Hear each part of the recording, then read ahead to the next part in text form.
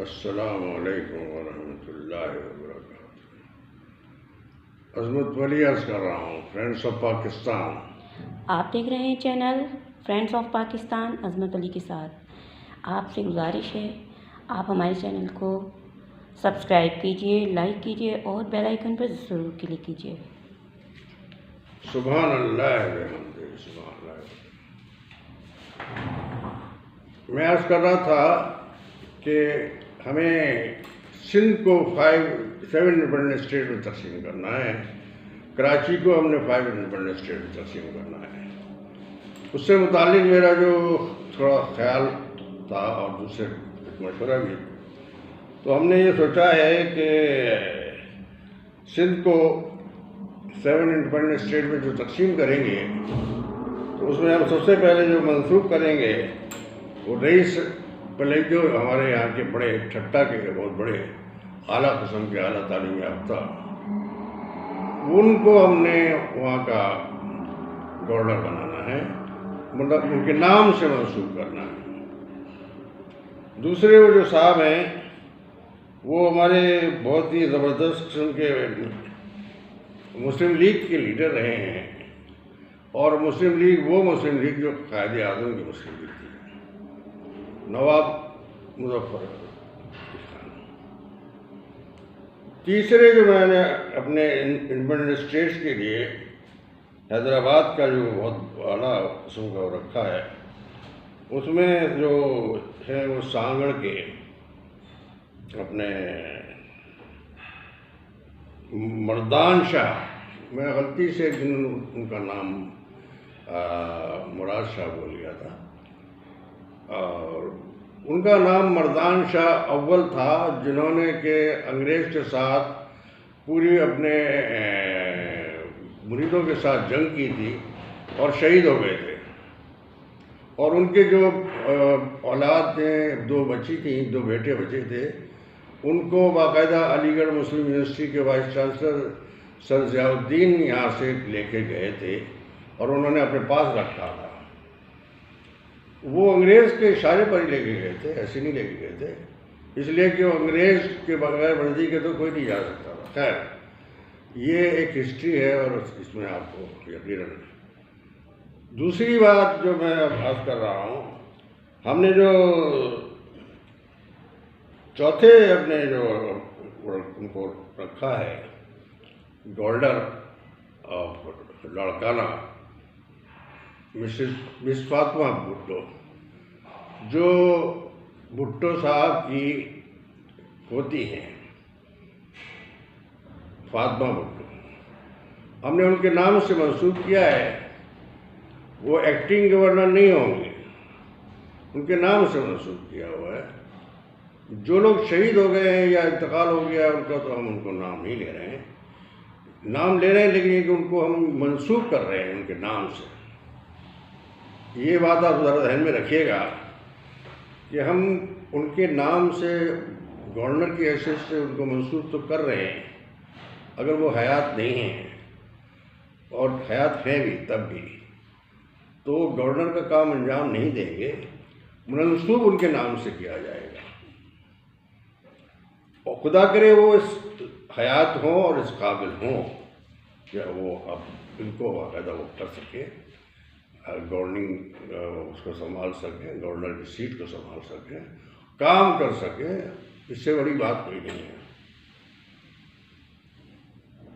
मैंने जैसा अर्ज किया, हमने 5 जो हमने रखा है, सक्खर के और खैरपुर के जो दोनों आसपास के इलाके हैं, एक ही शहर तकरीबन हो जाता है। शाह अब्दुल लतीफ़ भटाई, जो बहुत आला किस्म के और बहुत ही ऊंची पहुंची हुई शख्सियत थे, यहाँ तक कि मैं उनकी किताब पढ़ रहा था तो मैंने पहले भी अर्ज़ किया था कि मैंने उनकी किताब में मेरी समझ में नहीं आ सकी काफ़ी देर तक। वो एक बड़े CSP अफसर से यहाँ के अखलाक साहब थे, पुराने रिटायर्ड, अब तो पता नहीं कहाँ होंगे, उनकी वो किताब लिखी हुई थी। तो उसको समझने के लिए पहले 10 पेजेस जो है, it was very much tough job, not easy job to understand even, यानी उनके समझना बहुत मुश्किल था। खैर, ये मैंने आप 5 दादियों के नाम जो बताए हैं, ये सारे वो लोग हैं जो उनमें पलियो साहब बड़े ज़बरदस्त किस्म के और बड़े नफीस किस्म के इंसान थे। उनका बेटा जो था, जिनको हमने ठट्टा से गवर्नर की हैसियत से उनका नाम नॉमिनेट किया हुआ था, नाम के नाम से रखा हुआ है, वो स्टेट जो है, उनके ठट्टा स्टेट जो है वो इनके नाम से मंसूब है। उनके साहबजादे भी जो हैं वो भी अयाज पलियो हाईली एजुकेटेड हैं। वो खुद भी अपने अलीगढ़ के एजुकेटेड थे, हाईली एजुकेटेड थे और बड़े काबिल और बड़े नफीस आदमी थे। मैंने वाहिद आदमी देखा है जो यहाँ पर इस इलाके में आसपास इतना ऑनेस्ट और इतना ईमानदार और इतना अच्छा नफीस आदमी। मैं उनका बहुत मुरीद था, बहुत उनको मानता था। जिस तरह शाह अब्दुल अजीज मिठाई को मानता हूँ, मैं असल में थोड़ा सा अदबी शौक़ रखने वाला भी हूँ, इसलिए कि उनमें भी कुछ कल्चर था, तो मैं उनको अपना बड़ा समझता था। मैं वो मेरे बड़े थे। अर्ज करने का मकसद ये है कि फातिमा भुट्टो को हमने लाड़काना से हमने नॉमिनेट किया था, तो ये हो गया 6ठा नंबर हो गया। इसके बाद मैं अर्ज़ करूँगा कि हमने थोड़ा और आगे की तरफ चले जाते हैं, तो कुछ इलाके ऐसे हैं कि जिसमें तो अब्दुल्ला सिद्दी के नाम से एक साहब थे, उबैदुल्ला सिद्दी, सॉरी माफ़ी के साथ उबैदुल्ला सिद्दी, मोहतरम उबैदुल्ला सिद्दी जो थे वो दर्स दिया करते थे फ़ारसी और अरबी में। अंग्रेज़ के ज़माने में अंग्रेज़ से कभी ताउन नहीं करते थे, अपनी मर्ज़ी से काम करते थे। नमाज भी पढ़ाते थे और लोग इल्म सिखाते थे, मस्जिद में नमाज पढ़ाने के अलावा भी इल्म सिखाते थे। और अपना उन्होंने छोटा मोटा वो बनाया हुआ था, हुजरा बनाया हुआ था, और उसमें वो उस तरह दुर्वेश किस्म के इंसान थे। और इसी तरह हमने जो सिंध का जो सबसे पहला फातेह, जिसका नाम था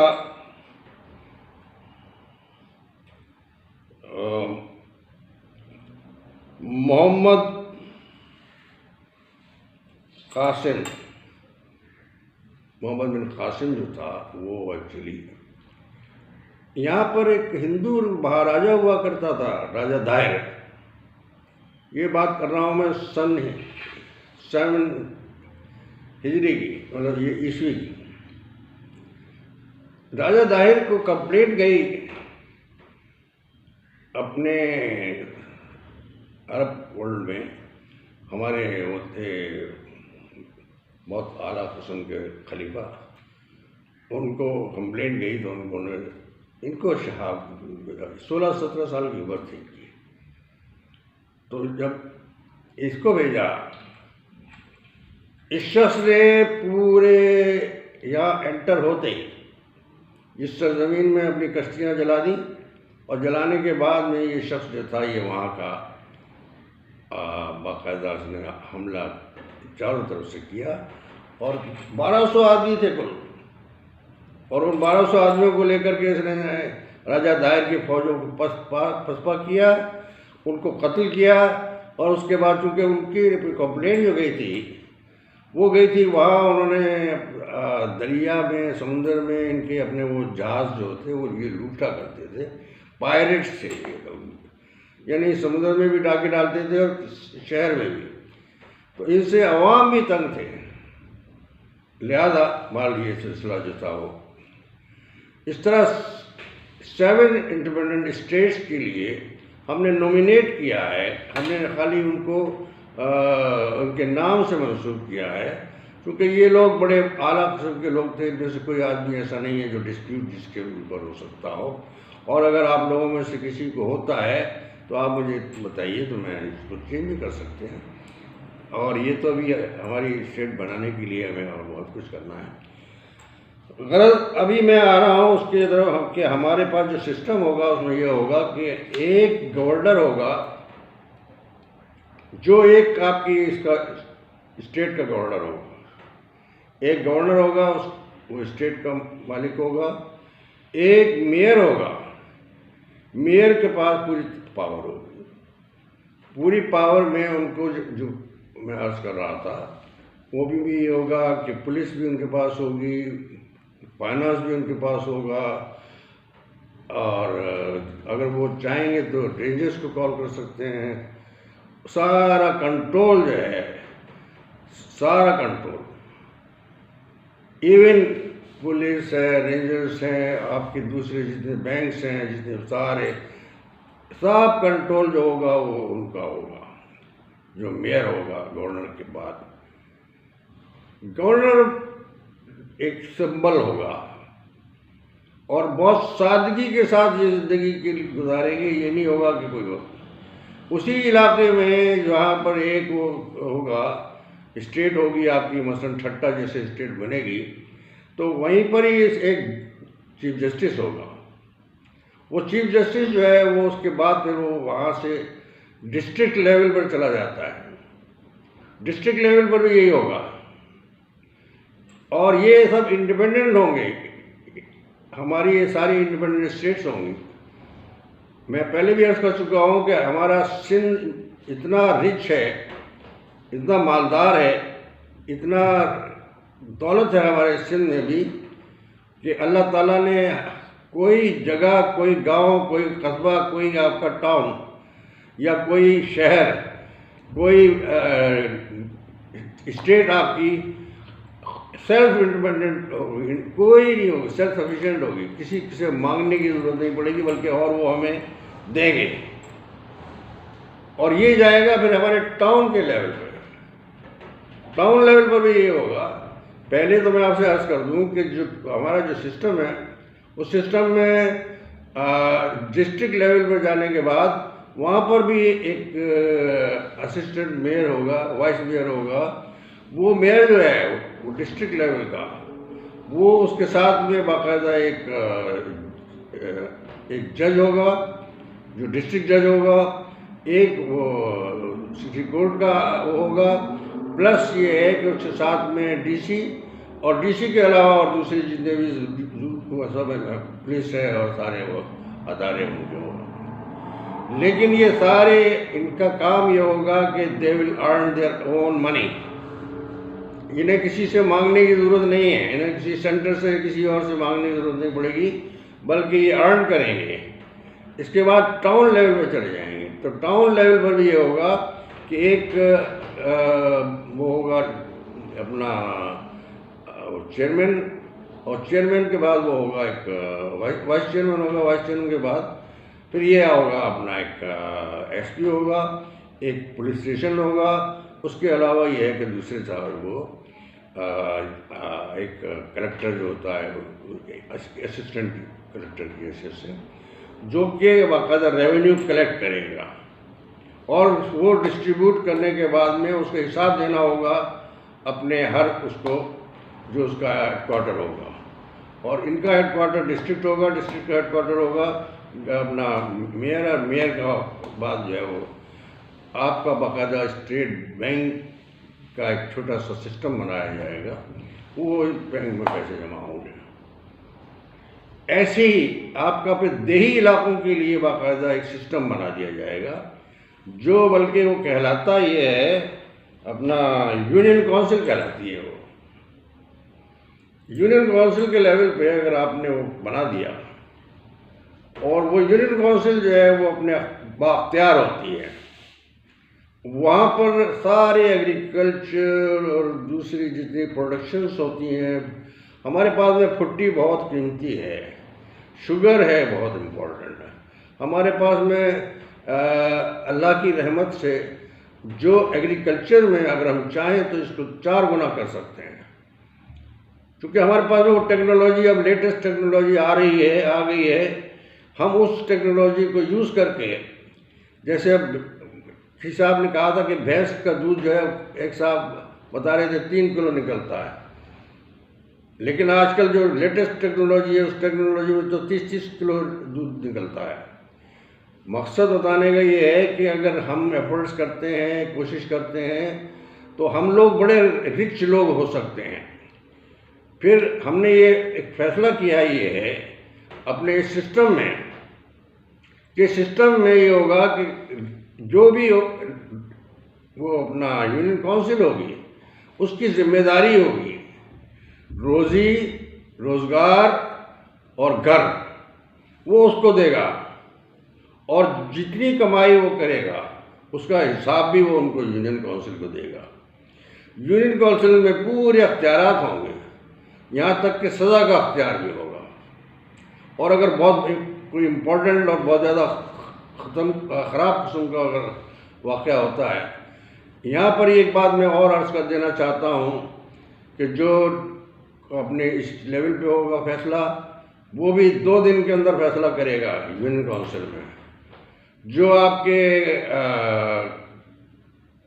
टाउन के लेवल पर होगा 5 दिन के अंदर फैसला कर देना होगा बाय ऑल मीन्स। जो डिस्ट्रिक्ट लेवल पे फैसला होगा उसको 1 हफ्ते के अंदर फैसला कर देना पड़ेगा। इसलिए कि आपके पास में इतना केस नहीं होगा कि यहाँ पर हज़ारों गाड़ियाँ खड़ी होंगी, हज़ारों आदमी खड़े होंगे, नो।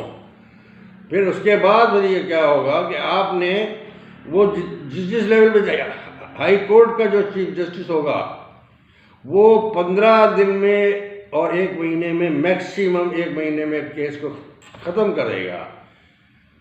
कोई हैंकी बैंकी नहीं होगी और कोई किसी किस्म की ये उल्टी सीधी डेटें लेना, तारीखें देना। अरे भाई, अगर आप इस काबिल नहीं हो तो फिर जज मत बनना। जो आदमी इस काबिल हो कि फैसला कर सके, ये हैंकी बैंकी नहीं होगी, उसमें आप सीधा सीधा स्ट्रेट अवे आपने हिसाब देना होगा, और आपकी जो इनकम होगी वो आपको सारी वही देगा, डिस्ट्रिक्ट देगा। ये है हमारा सिस्टम। आप दुआ कीजिए अल्लाह ताला हमें कामयाब करे, और ये हमारा बहुत बड़ा हमारा अचीवमेंट है आने वाले वक्त के लिए, और उन गुरबा और गरीब के लिए जिनसे हमने वादा किया है कि हम उनको घर पे इंसाफ पहुँचाएँगे, हम उनको घर पर रोज़ी रोज़गार पहुँचाएँगे, मकान देंगे। अल्लाह हाफिज़। पाकिस्तान जिंदाबाद।